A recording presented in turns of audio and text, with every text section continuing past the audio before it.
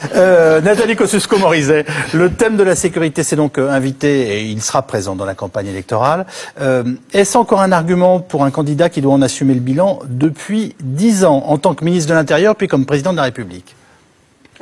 C'est pas une question de savoir si c'est un argument ou pas un argument, c'est une préoccupation majeure des Français, c'est une préoccupation quotidienne, donc c'est un sujet de la campagne présidentielle. Maintenant, si vous voulez Comment qualifiez-vous le bilan? Maintenant, si vous voulez venir sur la question des bilans, écoutez, je trouve qu'il est bon sur certains aspects et qu'on doit beaucoup mieux faire sur d'autres. C'est quand on regarde. Les Français sont exaspérés parce qu'on quand on regarde la réalité, laissez-moi finir. Quand on regarde la réalité de cette hausse, ce sont beaucoup des violences intrafamiliales, qui est quelque chose qui me trouble beaucoup, notamment comme maire, je veux dire comme maire dans ma ville, à Longjumeau, parce que les violences intrafamiliales augmentent dans nos sociétés. Je trouve que ça dit quelque chose sur nos sociétés. Maintenant, il est légitime que vous en parliez, mais vous savez que ça n'est pas ce qui préoccupe les Français. Vous me dites, non, pardonnez-moi. Ne me faites pas dire ce que je ne voulais pas vous dire. Je vous interroge sur les violences de rue, la façon dont les Français peuvent à tout moment avoir l'impression qu'ils risquent d'être, qu'on va leur piquer des choses qui parfois n'ont pas l'air d'être aussi graves, mais qui pourrissent la vie, leur téléphone portable. Voilà. Je suis fière d'appartenir. Donc pardonnez-moi, vous pouvez dire aux Français, nous n'avons pas assez changé votre vie.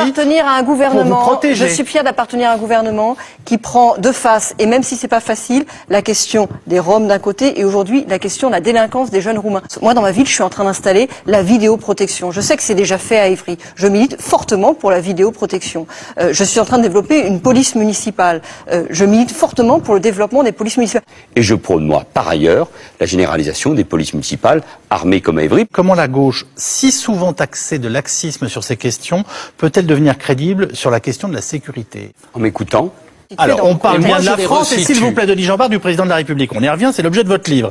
Je répète, il y a la crise, la Libye, des dossiers de toute évidence compliqués et valorisants parfois pour le président, mais son image, vous le savez, il la travaille beaucoup ces derniers mois. Nicolas Sarkozy a en effet entrepris de se représidentialiser. Désormais, le chef de l'État joue la sobriété.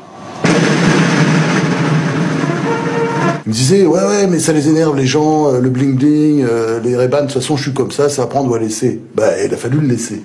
Est-ce que c'était à ce point important? Je vous ai souvent entendu parler de la représidentialisation du président. C'est nécessaire pour l'opinion et pour les Français? Vous partez du style et vous dites, il n'est pas à la hauteur de la fonction. Il a désacralisé la fonction, je pense qu'il y a consensus là-dessus. Je pense qu'il est fait pour être Premier ministre, mais pas pour être président. Moi, j'ai l'impression que c'est de l'ordre de la réaction éruptive, ce que vous avez par rapport à ça. Pas du tout, je ne suis pas un éruptif comme... C'est vrai que jamais un président de la République n'a été aussi rejeté à quelques mois du renouvellement de son mandat.